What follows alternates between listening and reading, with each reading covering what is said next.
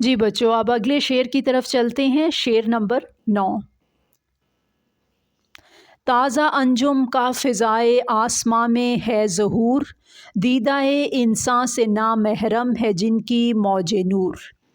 مشکل الفاظ کے معنی: تازہ نیا، انجم ستارہ، فضائے آسمان آسمان کی وسعت، ظہور ظاہر ہونا، دیدہ انسان انسان کی آنکھ، موج نور روشنی کی لہر۔ اب اس شعر کا مفہوم: آسمان کی وسعت میں کئی نئے ستاروں کی نمود ہو رہی ہے جن کی روشنی کی لہر تک لوگوں کی آنکھوں تک نہیں پہنچی۔ تشریح اب اس شعر کی: شاعر مشرق علامہ محمد اقبال امت مسلمہ کی عظیم بیٹی فاطمہ بنت عبداللہ کو خراج تحسین پیش کرتے ہوئے کہتے ہیں کہ اللہ تعالیٰ آسمان کو زینت بخشنے کے لیے ہر روز نئے ستارے پیدا فرماتے ہیں۔ فاطمہ بنت عبداللہ کی شہادت کی خوشی میں کائنات کے خالق نے آسمان کو نئے ستاروں سے بھر دیا ہے تاکہ زمین والے آسمان کی طرف دیکھنے پر مجبور ہو جائیں کہ آج بنت اسلام نے شہادت پائی ہے۔ اللہ نے اس کے استقبال کے لیے آسمان پر چراغاں کا منظر پیش کر دیا ہے۔ اس مجاہدہ کا استقبال فرشتے ستاروں کی روشنی میں کر رہے ہیں۔ دوسرے مصرع میں شاعر کہتے ہیں کہ ان ستاروں سے نکلنے والا نور اور اس کی موجیں انسانی آنکھ سے ناآشنا ہیں، کیونکہ ان ستاروں کو معلوم نہیں ہے کہ انسان اللہ کی بہترین تخلیق ہے، اور جب یہ بہترین تخلیق اللہ کے راستے میں بہترین عمل اختیار کرتے ہوئے شہادت پاتی ہے تو اس کی آنکھوں میں جو عجیب چمک دیکھی جاتی ہے، ستارے بھی اس نور اور روشنی سے محروم رہتے ہیں۔ شہید کے بدن سے گرنے والے خون کے ہر قطرے کے بدلے میں اللہ تعالیٰ ایک نئے ستارے کو روشنی اور نور عطا کر دیتا ہے۔ بقول شاعر: ستار گانے فلک اور شمس و ماہ تمام، چمک رہے ہیں تیرے خون کی حرارت سے۔ اصل میں شاعر فاطمہ بنت عبداللہ کو خراج تحسین پیش کر رہے ہیں کہ تو نے جس بہادری اور جاں بازی کا مظاہرہ کرتے ہوئے اللہ کے راستے میں اپنے آپ کو قربان کر دیا ہے، ایسی مثال دنیا کی تاریخ میں ڈھونڈنا ناممکن ہے۔ تو جی بچوں، اب ہم اگلے شعر کی طرف چلتے ہیں اور یہ نظم کا آخری شعر ہے۔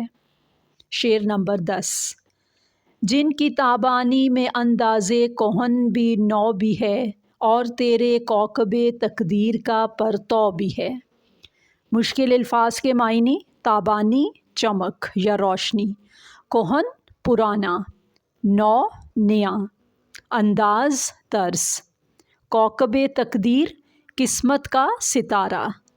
تقدیر کا مطلب قسمت، کوکب ستارہ، اور نیچے زیر ہے اور اس زیر کا مطلب ہوتا ہے کا یا کے یا کی۔ پرتو عکس۔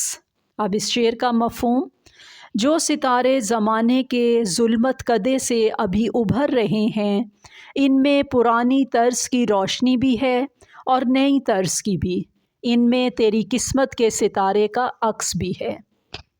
تشریح: شاعر مشرق علامہ محمد اقبال امت مسلمہ کی عظیم بیٹی کو خراج تحسین پیش کرتے ہوئے کہتے ہیں کہ اے فاطمہ بنت عبداللہ، تیری شہادت کو بارگاہ اقدس میں مقبولیت حاصل ہو گئی ہے۔ تیری طرز حیات کے انداز میں صحابہ کرام رضی اللہ تعالیٰ عنہ کی زندگی کی جھلک ہے، کیونکہ وہ لوگ زمانہ کہن سے تعلق رکھتے تھے لیکن ان کا جذبہ شہادت مثالی تھا۔ اے فاطمہ بنت عبداللہ، تو نے نبی صلی اللہ علیہ وآلہ وسلم کی لخت جگر فاطمہ بنت محمد صلی اللہ علیہ وآلہ وسلم کی نسبت اختیار کی۔ نبی صلی اللہ علیہ وآلہ وسلم کی بیٹی نے بھی میدان احد میں زخمیوں کو پانی پلایا تھا، اور تو نے بھی اس عظیم ترین لخت جگر رسول اللہ صلی اللہ علیہ وآلہ وسلم کی سنت پر عمل کرتے ہوئے طرابلس کے میدان میں زخمیوں کو پانی پلایا۔ اے فاطمہ بنت عبداللہ، تو نے عمارہ کی سنت کو زندہ کر دیا۔ تیری زندگی میں انداز نو کی جھلک بھی ہے۔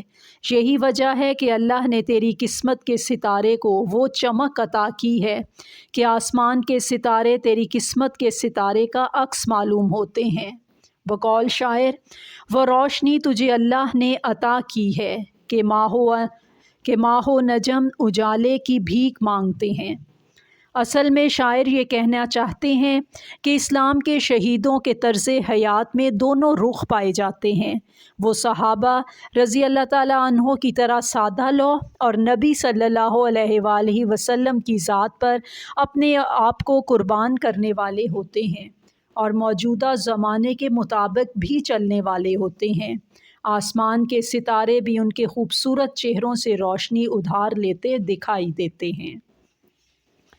جی بچوں، یہ ہماری نظم پہنچی ہے اختتام کو اور اس کی تشریح بھی ہو گئی ہے، مشکل الفاظ کے معنی بھی، مفہوم بھی۔ پھر بھی اگر کوئی آپ کو شعر یا مصرع یا کوئی لفظ سمجھ نہ لگے، آپ کومنٹ میں پوچھ سکتے ہیں۔ ٹھیک ہے بچوں، اللہ حافظ، اور نئی نظم کے ساتھ دوبارہ حاضر ہوں گے۔